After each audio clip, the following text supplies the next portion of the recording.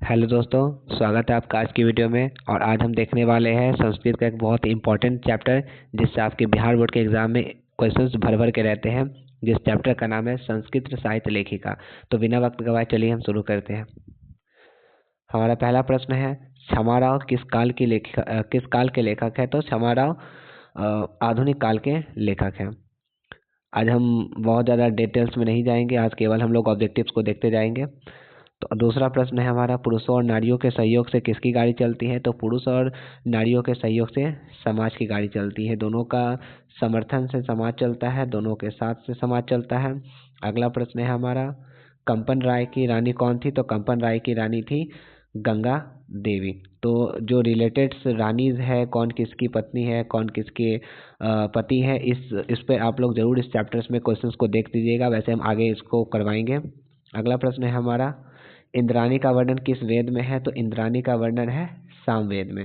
सामवेद वही है जिसमें आपको संगीत के बारे में बताया जाता है। ऋग्वेद वो वेद है जो सबसे पुराना वेद है। अथर्ववेद आपका सबसे नया वेद है। और टोटल 4 वेद होते हैं, याद रखिएगा। 4 वेद के अलावा 6 वेदांग होते हैं, 108 आपके उपनिषद होते हैं और 18 आपके पुराण होते हैं। आपके एग्जाम में पूछे जाते हैं, तो इसे आप याद रखिएगा। 4 वेद, 6 वेदांग, 108 उपनिषद और 18 पुराण। अगला प्रश्न है हमारा, मीरा लहरी की लेखिका कौन है? तो मीरा लहरी की लेखिका है गंगा देवी। अगला प्रश्न हमारा, संस्कृत साहित्य लेखिका पाठ में किसके महत्व का वर्णन किया गया है? तो नाम में है संस्कृत साहित्य लेखिका, लेखिका है तो ये हमें महिलाओं के बारे में और तो स्त्रियों के बारे में, उनके महत्व का वर्णन के बारे में बताता है।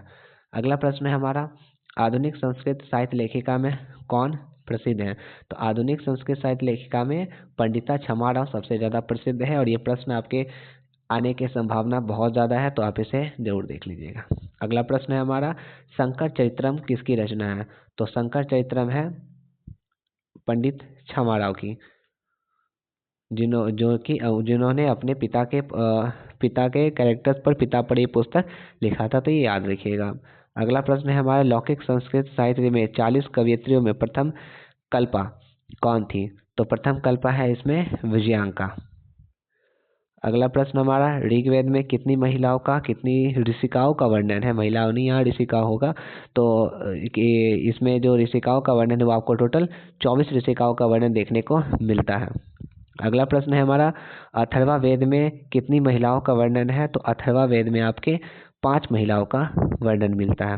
अगला प्रश्न हमारा, अचित राय की रानी कौन थी? तो ये थी आपकी तिरुलाम्बा। तिरुमलाम्बा, ठीक है, याद रखिएगा। अगला प्रश्न हमारा, किस युग में मंत्रों की दर्शिका ने केवल ऋषि बल्कि ऋषिका भी थी? तो ये जो आपका प्रश्न है, इसका आंसर होगा आपका वैदिक युग। वैदिक युग ऐसा युग था जिसमें ऋषि के साथ साथ ऋषिकाएं भी हुआ करती थी। और इसी के ऊपर आपका पूरा चैप्टर निर्धारित है। अगला प्रश्न है हमारा, याज्ञवल्क्य ने अपनी पत्नी को क्या शिक्षा दी थी? तो याज्ञवल्क्य ने अपनी पत्नी को आत्मतत्व की शिक्षा दी थी। और याज्ञवल्क्य की पत्नी कौन थी, आप हमें कमेंट करके बताएं। मधुरा विजयम महाकाव्य की रचना किसने की थी? तो मधुरा विजयम महाकाव्य की रचना गंगा देवी ने की थी। अगला प्रश्न है हमारा, वज्राम्भी का कापड़िन्य सन्हा काव्य की रचना किसने की थी? तो इसका आंसर हो जाएगा आपका तिरुलाम्बा। तिरुलाम्बा ने इस महाकाव्य की रचना की थी। जनक की सभा में शास्त्रार्थ कुशली कौन विदुषी रहती थी? तो ये है आपकी गार्गी हुआ करती थी। और ये हमारा आज का आखिरी प्रश्न था। और यही आगे आने वाले वीडियोस के लिए हमारे यूट्यूब चैनल पर बने रहें। धन्यवाद।